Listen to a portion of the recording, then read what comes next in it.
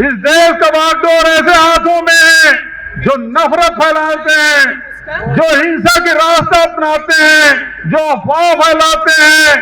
ये रास्ता हमारा नहीं है। 5 साल पहले राहुल जी आए थे और उन्होंने मुझसे कहा था कि सरकार बने तो लगना चाहिए सबकी सरकार है। ये जो सरकार है वो किसके लिए काम करती है? अडानी के लिए। तो अडानी और खदान के बीच में कोई खड़ा है तो कांग्रेस पार्टी खड़ी है और कांग्रेस की सरकार खड़ी है। कमल छाप में दबाना, इधर बटन दबो बटन में, कमल में, उधर वीवीपैट में अडानी निकलेगा।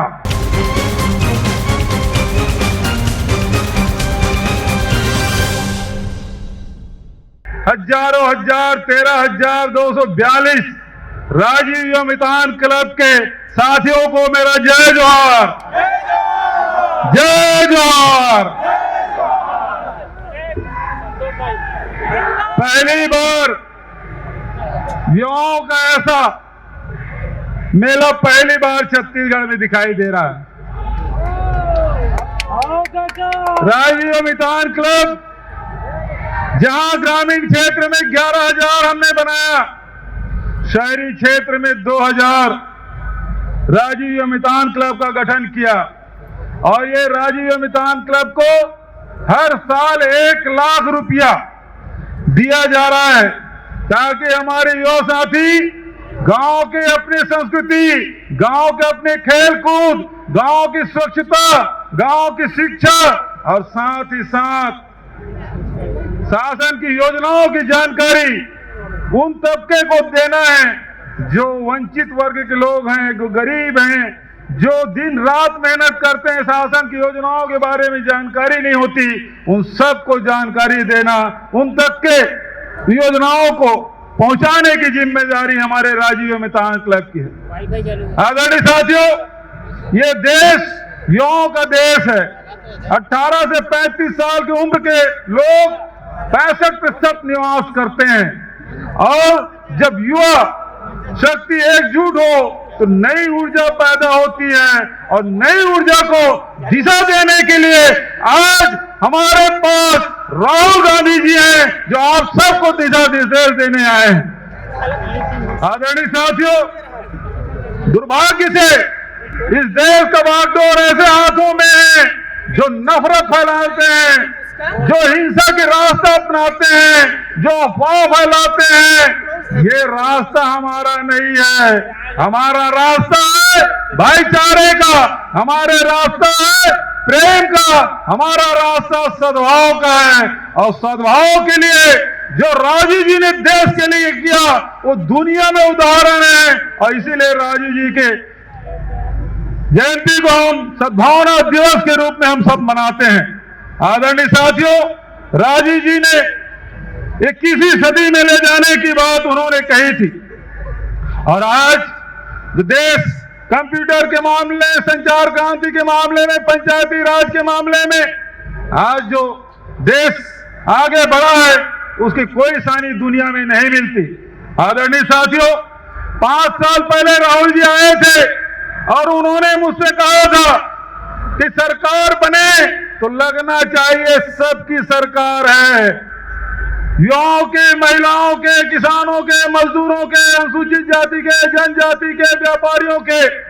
और आज जितने भी न्याय योजना हमने शुरू की है, चाहे राजीव गांधी किसान न्याय योजना हो, चाहे गोधन न्याय योजना हो, भूमि श्रमिक न्याय योजना हो, लघु अनुपज की खरीदी हो, इस सब के माध्यम से आम जनता के जेब में पैसा गया है।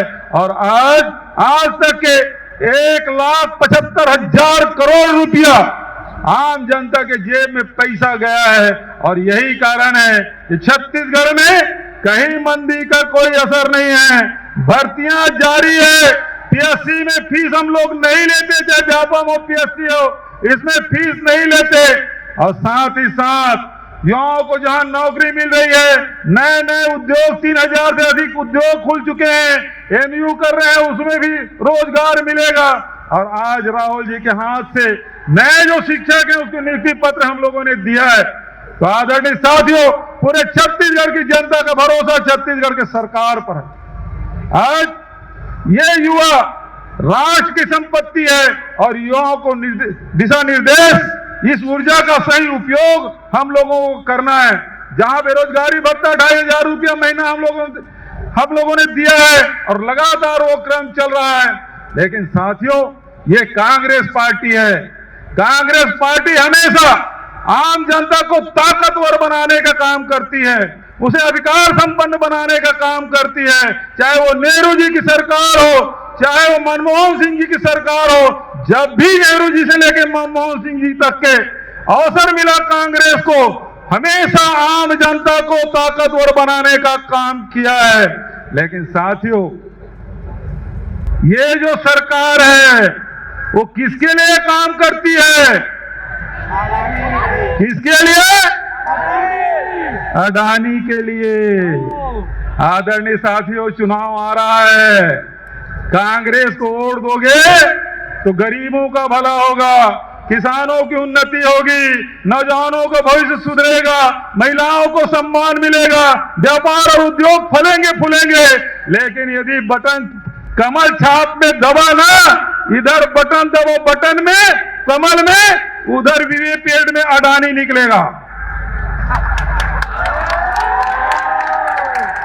वीवीपैट में क्या निकलेगा? अडानी। हम लोग ये छत्तीसगढ़ में छापा क्यों पड़ रहा पता है आपको? क्योंकि लोहा खदान, ये दीपक जी बैठे हमारे प्रदेश अध्यक्ष, लोहा खदान उनके हाथ में जाने नहीं दिया। कोयला खदानों पे गिद्ध निगाह उनकी है, उसको नहीं जाने दिया। अरे अभी एसीसीएल का खदान है, उसको अडानी को दे दिया। तो अडानी और खदान के बीच में कोई खड़ा है तो कांग्रेस पार्टी खड़ी है और कांग्रेस की सरकार खड़ी है।